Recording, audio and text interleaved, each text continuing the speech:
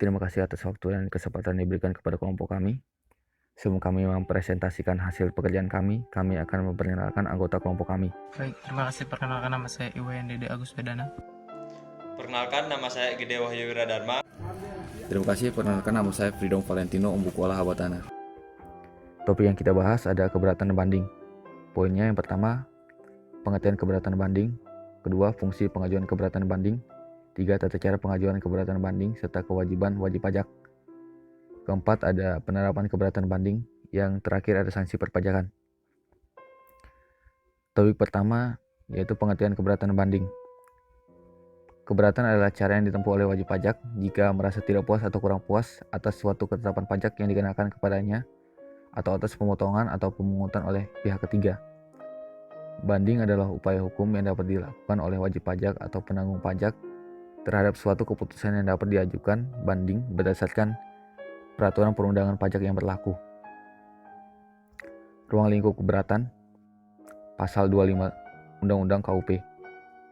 Wajib pajak dapat mengajukan keberatan hanya kepada Direktorat Jenderal Pajak atas suatu, yang pertama, surat ketetapan pajak kurang bayar atau SKPKB. Kedua, surat ketetapan pajak kurang bayar tambahan atau SKPKBT. Ketiga, ada surat ketetapan pajak lebih bayar atau SKPLB. Yang keempat, ada surat ketetapan pajak nihil atau SKPN. Yang kelima, ada pemotongan atau pemungutan pajak oleh pihak ketiga berdasarkan ketentuan peraturan perundang-undangan perpajakan. Poin yang kedua, ada fungsi pengajuan keberatan dan banding.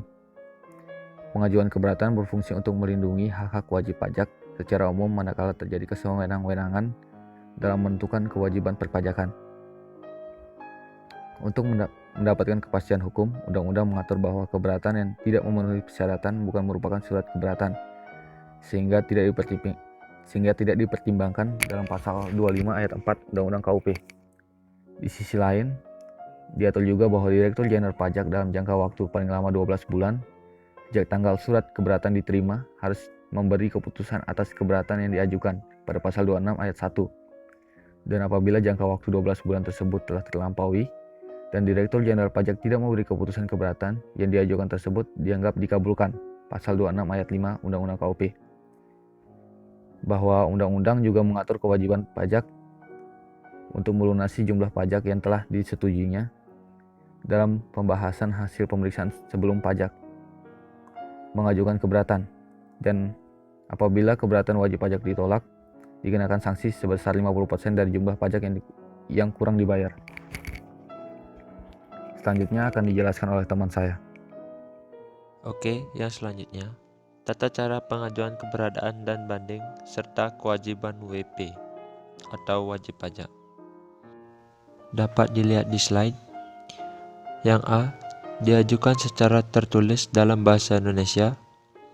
Yang B, mengemukakan jumlah pajak yang terutang atau jumlah pajak yang dipotong atau dipungut atau jumlah rugi menurut penghasilan wajib pajak dengan disertai alasan-alasan yang menjadi dasar penghitungan.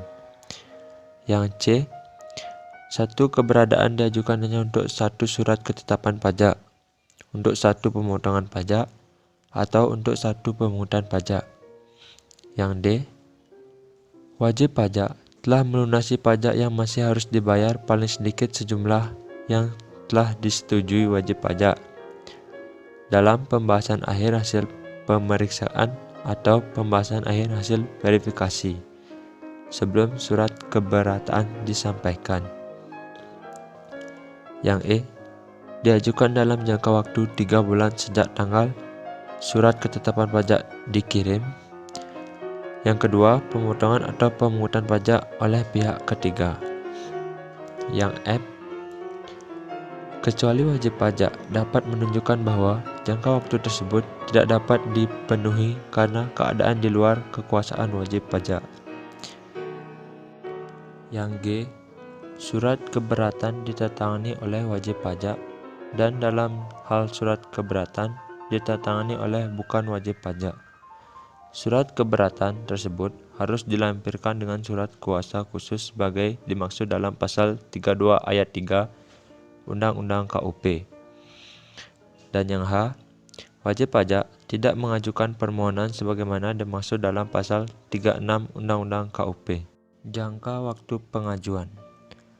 Keberatan harus diajukan dalam jangka waktu 3 bulan sejak tanggal SKPKB, SKPKBT, SKPLB, SKPN atau sejak tanggal dilakukannya pemotongan atau pemungutan oleh pihak ketiga.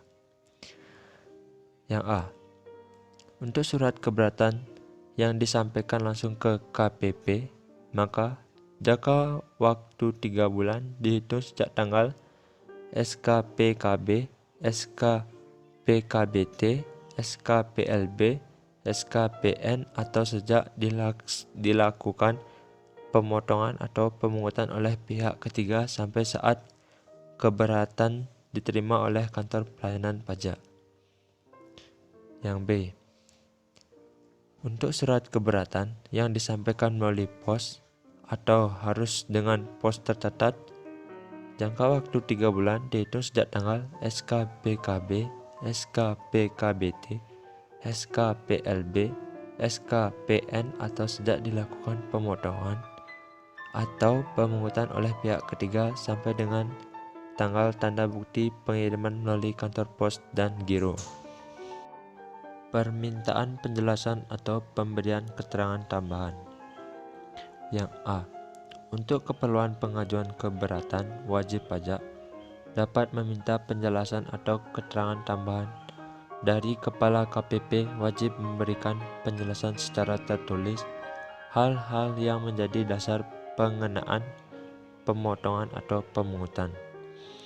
Yang B. Wajib pajak dapat menyampaikan alasan tambahan atau penjelasan tertulis sebelum surat keputusan keberatannya diterbitkan. Yang selanjutnya, tata cara pengajuan banding. Yang pertama, setiap satu keputusan pajak mengajukan satu surat banding. Yang kedua, surat pengajuan banding secara tertulis dengan menggunakan bahasa Indonesia. Masa berlaku pengajuan banding paling lama adalah 3 bulan dari diterimanya keputusan keberatan. Namun, bisa jadi berubah jika terdapat aturan lain dalam peraturan undang-undang perpajakan. Yang ketiga, pengajuan banding harus disertai dengan lampiran surat keputusan keberatan. Yang keempat, surat mengajukan banding adalah telah membayar jumlah pajak terutang sebesar 50%.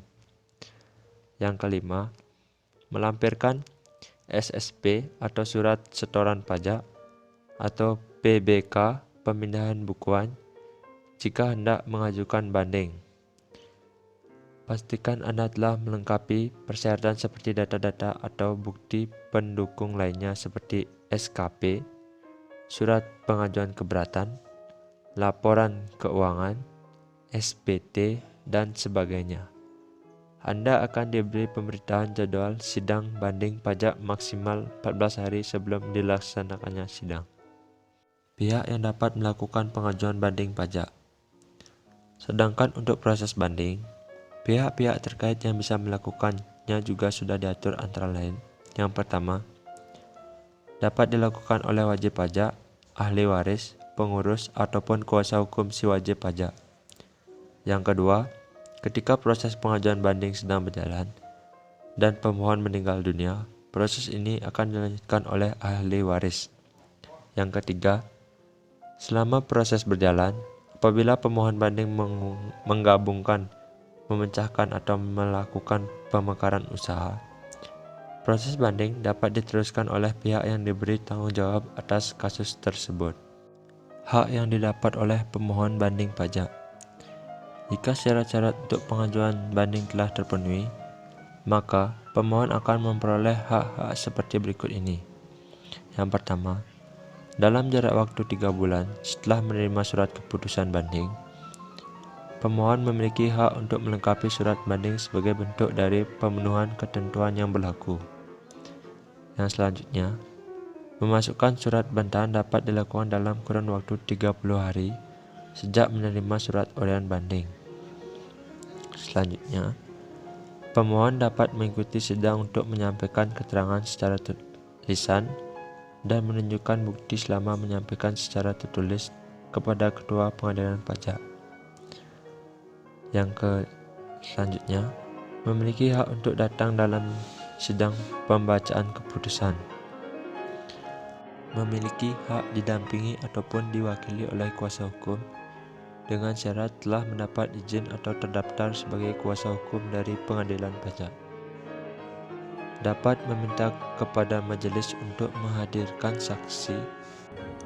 Baik, saya akan melanjutkan presentasi dari Gede Wahyu Wiradharma, yaitu pertama, sanksi perpajakan. Menurut pasal 25 ayat 10, dalam hal wajib pajak mengajukan keberatan atas surat ketetapan pajak. Wajib pajak wajib melunasi pajak yang masih harus dibayar, paling sedikit sejumlah yang telah disetujui wajib pajak dalam pembahasan akhir hasil pemeriksaan. Sebelum surat keberatan disampaikan, perlu diketahui bahwa apabila permohonan keberatan wajib pajak ditolak dan wajib pajak tidak mengajukan banding, maka wajib pajak dikenai sanksi administrasi berupa denda sebesar 50% dari jumlah pajak berdasarkan keputusan keberatan dikurangi dengan pajak yang telah dibayar sebelum mengajukan keberatan. Yang kedua, menurut pasal 27 ayat 1 huruf D, dalam permohonan banding ditolak atau dikabulkan sebagian, wajib pajak dikenai sanksi administrasi berupa denda 100% dari jumlah pajak berdasarkan putusan banding dikurangi dengan pembayaran pajak yang telah dibayar sebelum mengajukan keberatan. Contoh kasus keberatan. Untuk tahun pajak 2008, surat ketetapan pajak kurang bayar SKPKB dengan jumlah pajak yang masih harus dibayar sebesar 1 miliar diterbitkan terhadap PTA. Dalam pembahasan akhir hasil pemeriksaan, wajib pajak hanya menyetujui pajak yang masih harus dibayar sebesar 200 juta. Wajib pajak telah melunasi sebagian SKPKB tersebut sebesar 200 juta dan kemudian mengajukan keberatan atas koreksi lainnya. Direktur Jenderal Pajak mengabulkan sebagian keberatan wajib pajak dengan jumlah pajak yang masih harus dibayar menjadi sebesar 750 juta. Dalam hal ini, wajib pajak tidak dikenai sanksi administrasi sebagaimana diatur dalam pasal 19, tetapi dikenai sanksi sesuai dengan ayat, yaitu sebesar 50% dikali 750 juta dikurang 200 juta sama dengan 275 juta. Contoh kasus banding. Untuk tahun pajak 2008, surat ketetapan pajak kurang bayar SKPKB dengan jumlah pajak yang masih harus dibayar sebesar 1 miliar diterbitkan terhadap PTA. Dalam pembahasan akhir hasil pemeriksaan, wajib pajak hanya menyetujui pajak yang masih harus dibayar sebesar 200 juta. Wajib pajak telah melunasi sebagian SKPKB tersebut sebesar 200 juta dan kemudian mengajukan keberatan atas koreksi lainnya. Direktur Jenderal Pajak mengabulkan sebagian keberatan wajib pajak dengan jumlah pajak yang masih harus dibayar menjadi sebesar 750 juta. Selanjutnya, wajib pajak mengajukan permohonan banding dan oleh pengadilan pajak diputuskan sebesarnya pajak yang masih harus dibayar menjadi sebesar 450 juta. Nah, dalam hal ini, baik sanksi administrasi berupa bunga sebesar 2% per bulan sebagaimana diatur dalam pasal 19 maupun sanksi administrasi berupa denda sebagaimana diatur dalam pasal 25 ayat 9 tidak dikenakan. Namun, wajib pajak dikenai sanksi administrasi berupa denda sesuai dengan ayat ini, yaitu sebesar 100% dikali 450 juta dikurang 200 juta yang hasilnya menjadi 250 juta.